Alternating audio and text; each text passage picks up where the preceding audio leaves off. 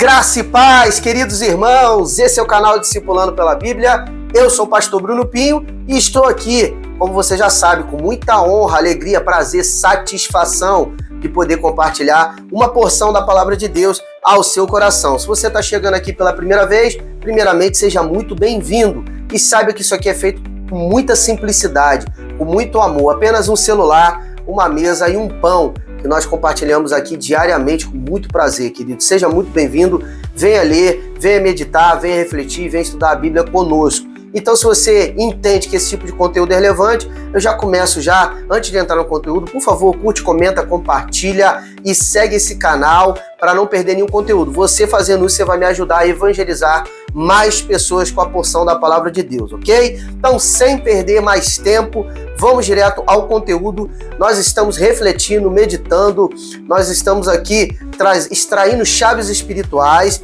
do livro de Reis, primeiro livro de Reis.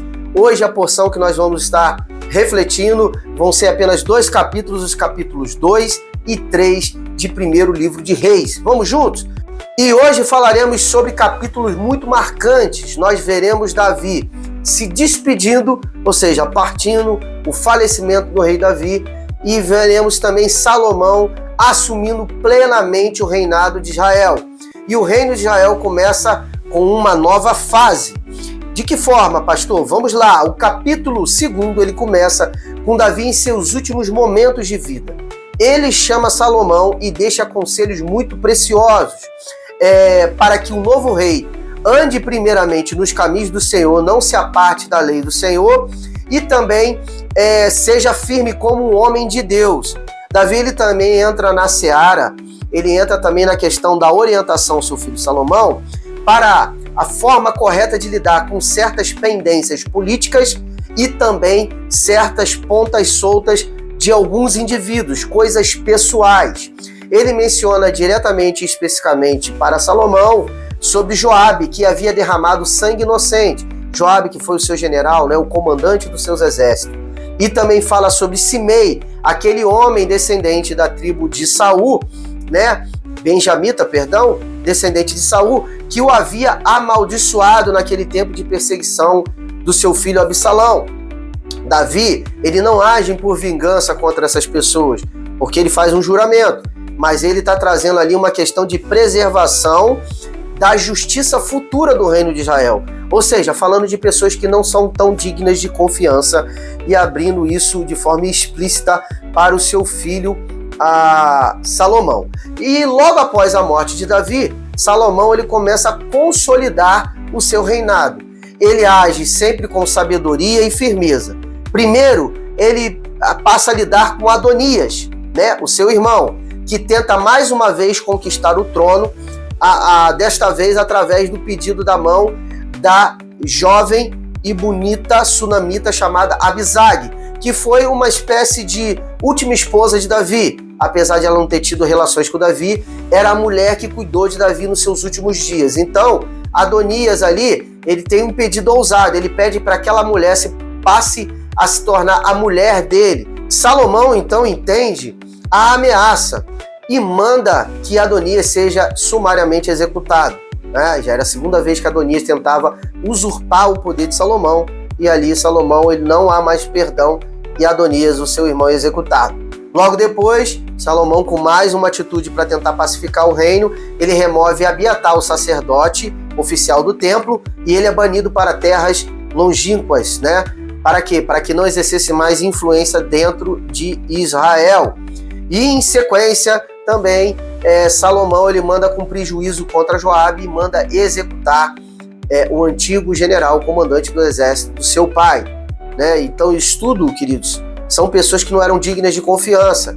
E como estava vendo pela segunda vez esse levantar de Adonias, Salomão ele entende que é tempo de pacificar e retirar todo mundo que estava tentando tomar sua coroa. E por último, lida também com Simei, aquele homem descendente do rei Saul, que amaldiçoou o seu pai Davi no passado.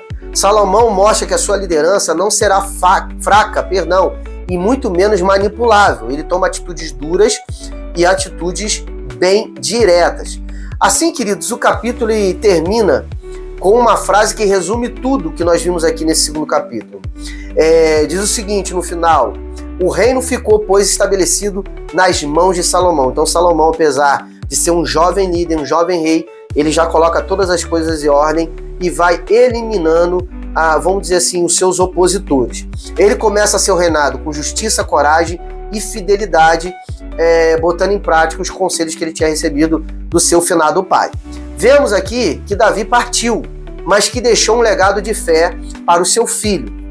E Salomão iniciou sua jornada com muita sabedoria e com temor ao Senhor.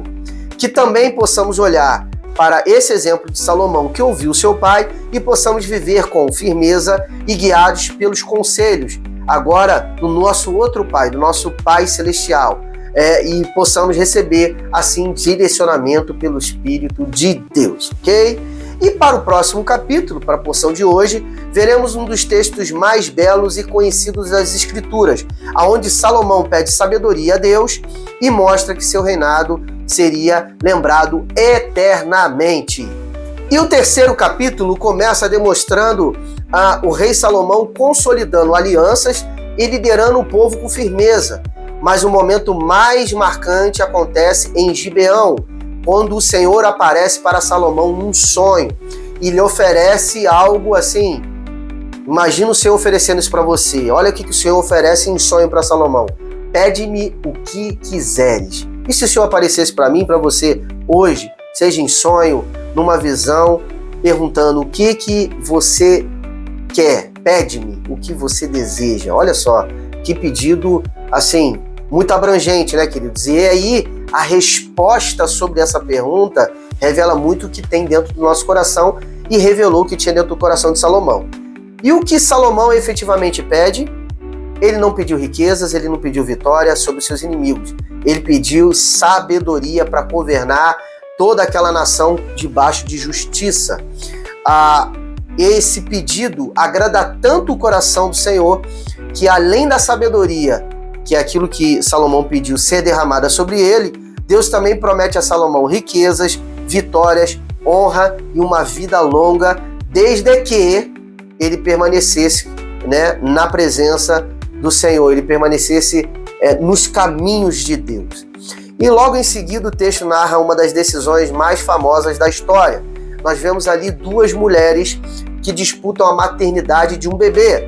Salomão ouve ambas as mulheres e, com o discernimento divino, ele sugere pegar uma espada e dividir a criança ao meio, e cada uma das mulheres recebeu uma parte da criança. Obviamente, a criança seria morta. A verdadeira mãe, movida por um amor maternal, se entrega e prefere abrir mão do filho para que ele viva, né, do que ter o egoísmo de, até o final, dizer que estava certa. Salomão, então, assim, acaba revelando a identidade da verdadeira mãe dentro daquele cenário de disputa. Realmente uma passagem incrível e mostra uma sabedoria divina. Esse julgamento demonstra a sabedoria sobrenatural de Salomão e causa admiração em todo o povo de Israel, que percebe que Deus havia dado sobre ele entendimento para governar Israel debaixo de justiça. Queridos de Deus, já chegando ao final dessa porção, a lição que fica para a porção de hoje é o seguinte: é de que Deus permanece oferecendo sabedoria a todos aqueles que pedem com humildade.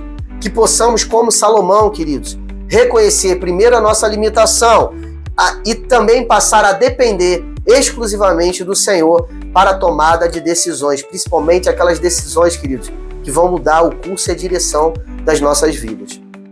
E assim eu encerro a porção de hoje com esse princípio, queridos. Consulte ao Senhor. Peça a Ele aquilo que é sábio, ok? A sabedoria que desce do céu, ela é fundamental para que você construa todas as outras coisas na sua vida, ok? E aí, gostaram do conteúdo de hoje?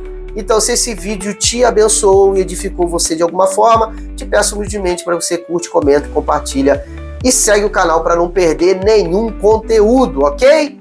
Vamos lá? Chegou o momento da gente se despedir. Eu quero despedir de todos vocês, de coração, com alegria, por causa dessa comunhão, por você ter a honra de me deixar fazer parte da sua vida, da sua história, ouvindo porções da Palavra de Deus. Eu quero me despedir liberando para você a graça e a paz do Senhor Jesus e dizendo que amanhã, se assim o Senhor permitir, nós teremos muito mais. Shalom!